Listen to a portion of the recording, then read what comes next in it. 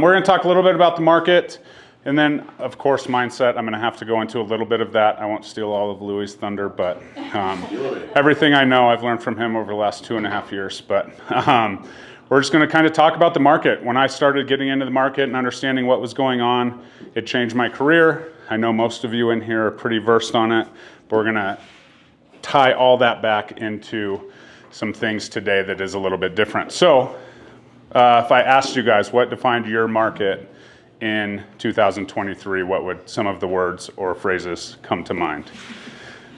Pain. Pain? Okay. Back to the basics. Back to the basics. Perfect. How about market stuff? What in the market was happening? We had interest rates, right? We had interest rates, we had low inventory, and then, of course, we had the commission lawsuits at some point that came into play, right? And so when the commission lawsuits came down, I'm not one to talk a lot about fear and all of that, and I don't think a whole lot's going to change, but I could be completely wrong. And when I operate my business, I want to be way ahead of things. So I'm going to talk a little bit about what kind of we're doing. I have 80 agents that I help coach and mentor. And we're going to talk a little bit about what I'm going to them with, right? Because unlike me, they are brand new.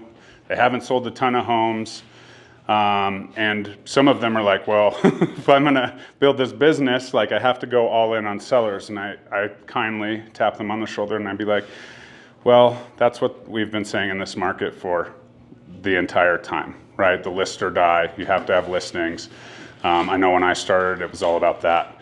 So it's how we kind of define these. But if we go down the rabbit hole here a little bit, interest rates, when they first spiked, what was it, Jimmy? July 2022 is when like they got above 4 and everyone like lost their shit.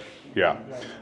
So when that happened, everybody, right? Anybody who was on social media, anybody that was doing newsletters was out like interest rates are so high, and they're just dumping a bunch of fear back into the market, which I don't know if we know this, but we don't have to have a bunch of fear, because the headlines take care of that, right? And our clients are watching the headlines.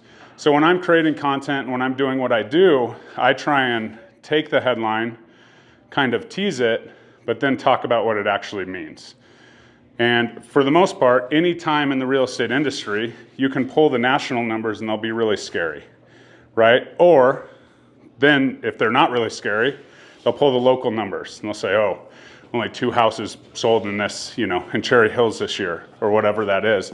And so they obviously have that manipulation down pretty good. So it's our jobs to bring to our clients what's different, right? And then the next thing, inventory, right? It's going to be a crash. How many times do we have to talk about 08, 09 and how, it's a completely different environment, right? Jimmy's getting close to fogging mirrors and giving loans, but there's a lot more regulations, right?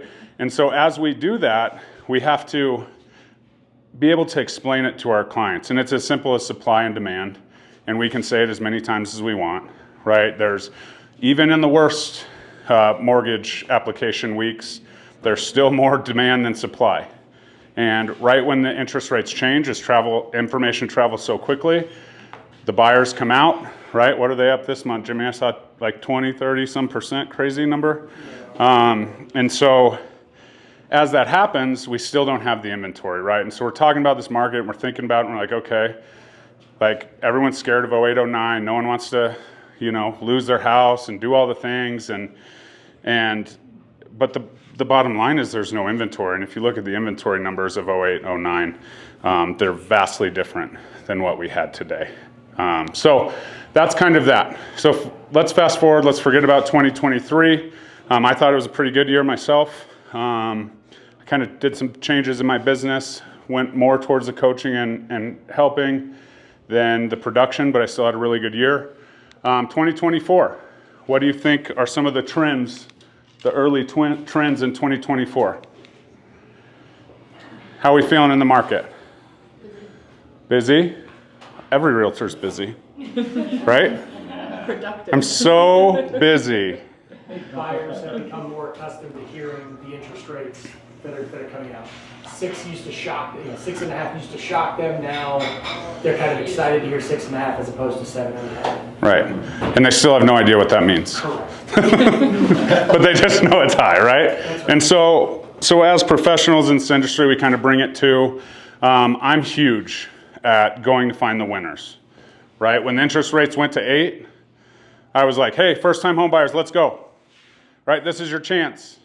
In January, the market's going to pick up, and there's going to be multiple offers and all the things, right?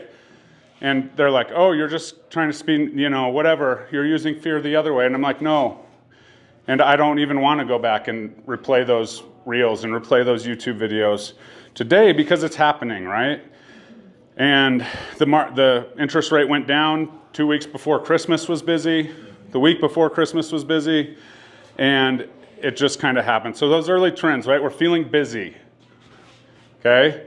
Anything else? What else is going on in the market that you can identify? I feel like there's also buyers who are kind of lingering because they're assuming that there's going to be another giant drop in interest rates, and they're just kind of waiting. Oh, perfect. Right? That's absolutely just waiting for that perfect time, right? And as we get multiple offers, I don't know about you, but when we have 9 offers on houses in Southeast Aurora, we probably will see a price increase, right? We had an HOA issue. I had a buyer that was looking at a townhouse on one of the first business days of the year, or one of the first days of the year. And the agent said, did you see the broker remarks? And I was like, no, I just saw, the HOA and the public remarks, whatever. And he goes, oh, on January 1st, the HOA went from 310 to 640. And I was like, whoa, what happened? Like special assessment? Like I even was like, okay, we're going to get this guy because that's a special assessment and we're going to have him pay it. And it wasn't. Insurance. It was property insurance. Yeah. So I called my insurance guy, Bryce. Hey, Bryce, what the hell's going on? Can you save the world? He said, maybe, but probably not. It is what it is. And so now we have these buyers who have been waiting, and they've been waiting for the interest rate, but literally from December 31st to January 1st, they lost a whole point going to their HOA insurance, right? So when you're looking at these things, you have to understand that you have to get away from that interest rate piece, but how do we show that? And the better we can show it, and the more, bought in we can get them, the better. So the way too early predictions, right? Everyone's saying the interest rates are going to stay right around 6. It's good, whatever. I don't know if you remember the way too early predictions last year. Was it April 12th or May 12th? What was the magical day when the world was going to be all better? Last year, May 12th. May 12th, right? And what happened in May? Well, the interest rates went up more than they've ever gone up in history, and it didn't happen. So the predictions are there, and it's great. But really, we just have to look at supply and demand, and we have to look at our local market, and we have to not worry about what's going on in New York or Chicago or Texas, because we don't want to be in any of those places if you watch the news lately. Perfect. So we have to detach ourselves from the market. Okay, if you want to have a successful business, all of you guys already know this, many successful agents in this room, we have to detach ourselves from the market. And that's really hard to do because the information is traveling so quickly. Okay, I had a conversation with Jimmy. Again, I'll keep referencing him because he's right in front of me and it's easy. Yeah, I had a conversation with him and I was like, hey man, remember back in the day, 2 years ago, how often would you talk about interest rates and how often would you get shopped and how often would you do this? His answer to me was he usually didn't think about interest rates for 6 weeks. Now don't take that as a bad thing. But he literally didn't have to talk about interest rates for 6 weeks because they change in 8, they change a little bit, right? And it wasn't that big a deal. But now, anybody with a TikTok account can go point to a couple things that they got off of ChatGPT and not really have any context and scare the shit out of everybody. And so, as professionals, we have to understand that can't define us and we'll be way better off, right? So, we really have to dial into specific needs of our clients. When's the best time to buy a house? Now. It's not the old saying, right? The best time to buy a house was last year, the next best time is today. Certainly that may apply a little bit, but really we have to dive into our clients and help them understand that the market's going to do what the market's going to do. We have no control over that. Okay, we have especially, I mean, the only people that really matter with the market are the ones on the ends, right? First-time home buyers and people that are exiting the market, downsizing. Okay, the people in the middle are going to either buy in a balanced market or sell in a balanced market or buy in a balanced market, or they're going to sell in a seller's market and buy in a seller's market, or they're going to do the opposite, right? And if you're staying in the same market, it doesn't matter when you buy because you're just buying in the same deal. Certainly, the reason inventory is not going to go is because, well, I have 5 properties with interest rates below 3.5. I'm not rushing to the bank to sell my investment properties or my personal property. But if we're looking at just buyer and seller markets, if I sold today in more of what I consider a balanced market than it was the last 3 years, and I'm buying in a balanced market, so I'm having similar benefits. If I sold in 2020, 21, I would have sold really high, but then I would have had to waste all that money competing and offering over $100,000, which some people did, right? I mean, who has that one client, right? If I talk about that, who has the one client that bought in March of 2021? Like, we've all seen it. Mine happens to work for another lender in the industry, so I see her all the time. And she's happy. And she also put like $150,000 into it after she spent $100,000 more and it appraised. And now when I talk to her for annual reviews, which we'll talk about in a minute, it's like, yeah, we're still not there. Good thing you had a good down payment. Good thing you want to live there forever, but it's okay. She does have a 2% interest rate, right? So until she has to move or wants to move, that's when it matters. So it all comes down to this, your why, right? Simon Sinek, let's go. Okay? I'm actually reading that book for the first time, and it obviously inspired my talk here, but I'm going to talk about it a little differently. Okay? So my why, 2021 and before, I was going to help people build wealth through real estate. What was I doing? I was doing all the things, right? I was in the market. I knew what was going on. I knew the best time to buy. I knew all of that. But whose wealth was I really building by the things I just said? Mine, right?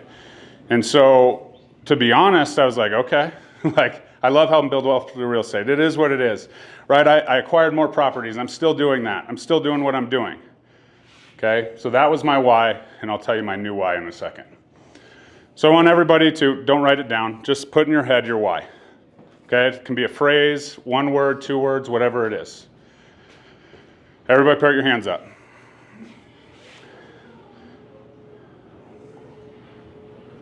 Neymar, put your hand up. Everybody put your hand up real quick. Hurry, I'm serious. Okay, put your hand down if your why has something to do with a family member, why you're in this industry.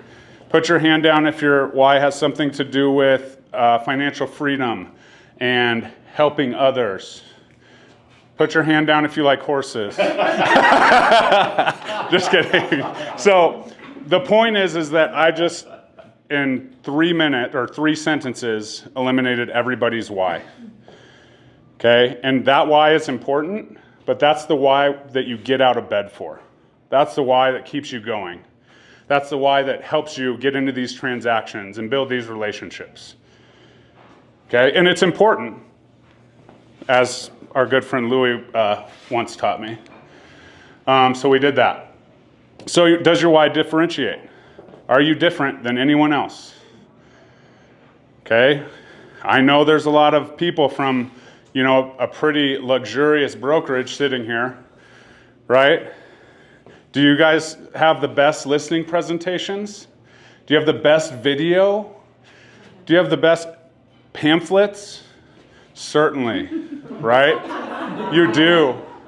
So do all of us, right? The same people are helping all of us. And so that can't be why people are choosing to work with you. And I don't care what brokerage you're at. I hope you're taking professional pictures. I hope you're getting on video, and I hope you're doing all those things. But it doesn't differentiate. So when we go back to the commission lawsuits, we can do what a lot of people are saying. CEO, founder of my company, focus on the listings. Go get some listings. Okay, you guys good? Profound. You guys can all leave. Just focus on listings as a real estate agent. You'll have a good career. That's not new, right? Or you can take a look at a little bit of history. These two devices, pretty transformational devices in our lifetimes, or some of ours. Jimmy, you're a lot younger. I don't even know if you know what the one on the left is. I'm just kidding. So, iPod versus Creative. Okay, Apple versus PC. These two things were marketed. The one on the left is an MP3 player.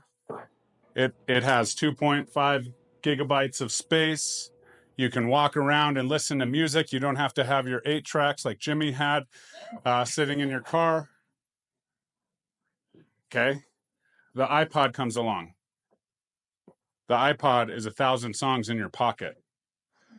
The iPod is more expensive. Which one of these can you buy on store shelves these days? Well, not the iPod, but a version of it is sitting on the table several times here, right? And so understand that Apple focused more on what it meant to the customer. 2.5 megabytes, gigabytes, whatever it was, had nothing to do with anyone's mindset in 1998. It didn't matter. But 1,000 songs in your pocket, compute it. And relatively speaking, price didn't have it. That was Right. an expensive device when it came out. Right. People didn't care. Right. And, They doubled. well, hold on. Spoiler. Look at this. Right? We have an Apple laptop here. We have an Apple laptop here. There's an iPad here. There's an Apple here. Another Apple, right? Did you know that at least 4 people sitting in this room right now paid 4 times the amount for a machine that has an Apple on it than they did a PC that does the same exact things? Right? You want to compare megabytes and you want to compare gigabytes and you want to compare that stuff. The machines essentially do the same thing.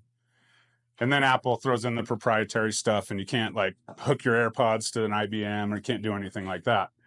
But as you can see, the difference, people are willing to pay for something that makes them feel good. If we had a Dell in here or an IBM, it would not feel the same when you opened it. Fun fact aside, the Apple was the first one that was face up to the people around the room on the back of a laptop because it's how it made you look. It was all about image. It was how it made you feel. And so they focused on that. Okay, it continues. We could go down this road forever. Simon Sinek had a talk where he was talking at Apple and talking at Microsoft. And the Microsoft conference was all about Apple. And the Apple conference was all about the educators and the users having a better experience. Okay, so down and down we go, that road. That leads me to building wealth through real estate 2.0. Okay, I still want to help people build wealth through real estate, but my approach is very different.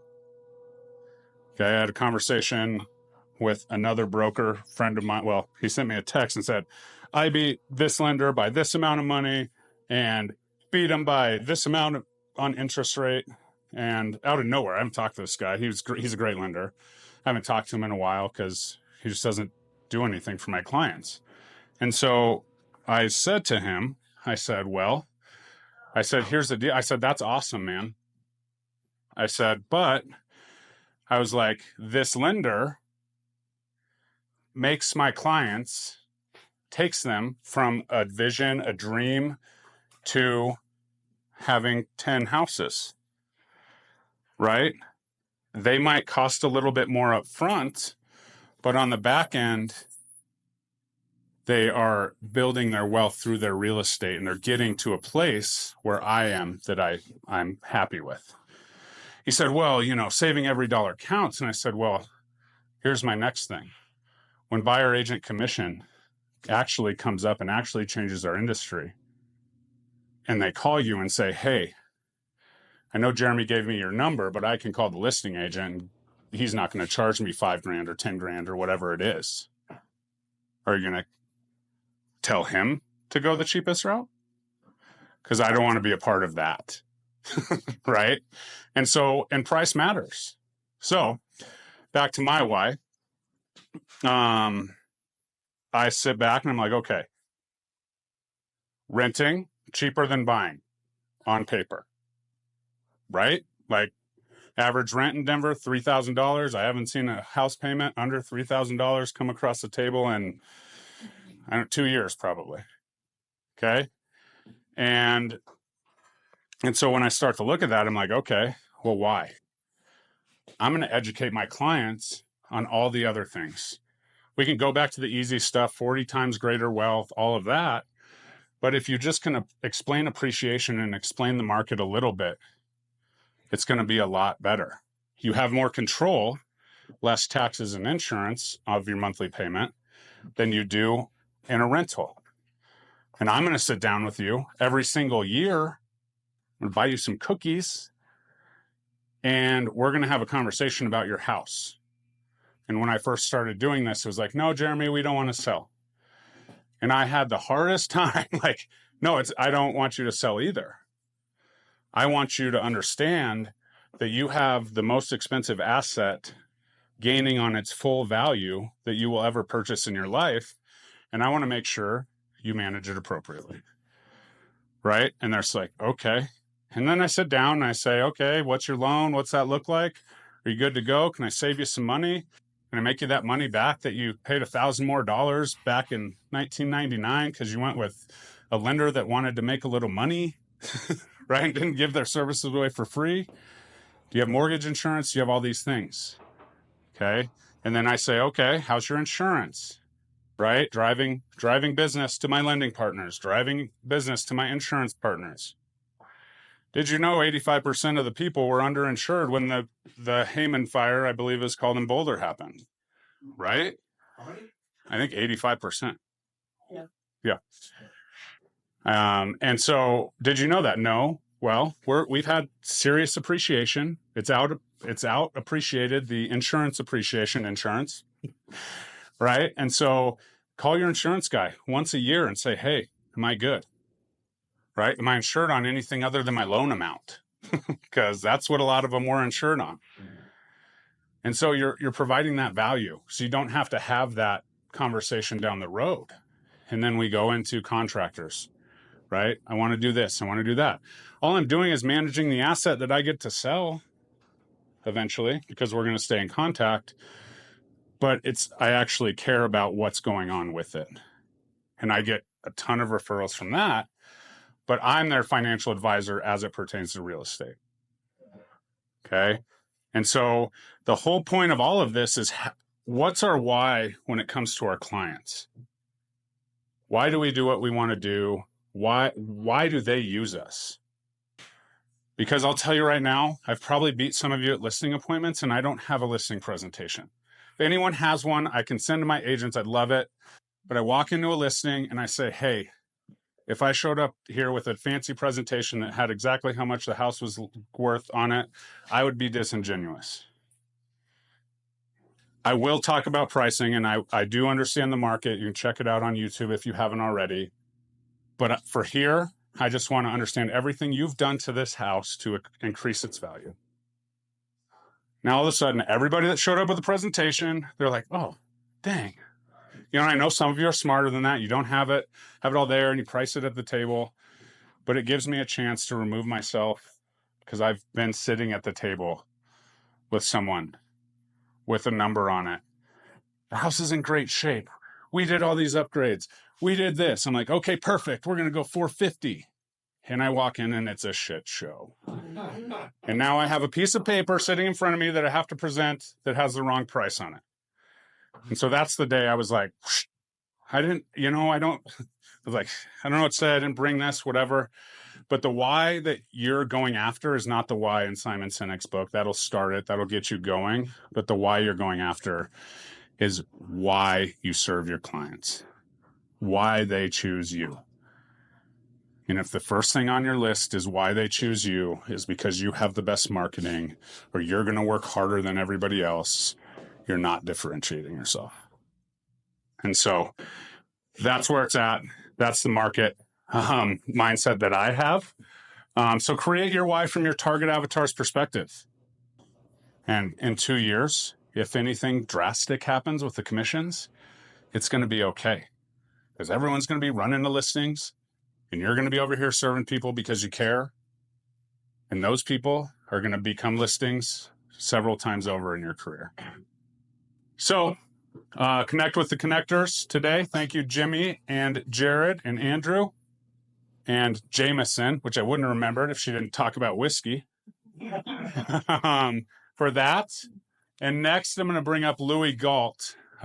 Louis is my business partner.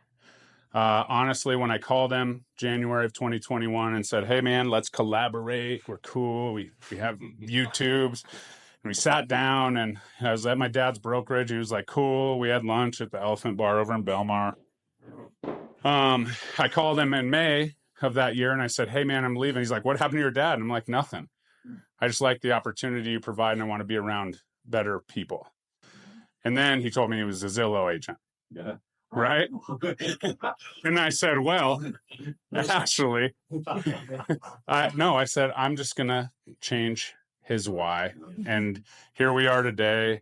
And honestly, that's the last good thing I ever did for him. Over this year, actually, I was sitting down with my wife doing our goals. And all of a sudden, I didn't have to make all the money anymore. I just switch up. My why's bigger. I want to have impact. My word for the year is impact. And Louis literally was like, hey, guy, not those terms. Like, you work too much. You don't hang out with your family enough. And you don't do a lot of things. So over the last 2 years, I've done that. And I owe it all to this guy. So let's bring him on up here. Oh, boy. He's got fancy tools, but... Thanks, man. Yeah. That was quite an introduction. All right.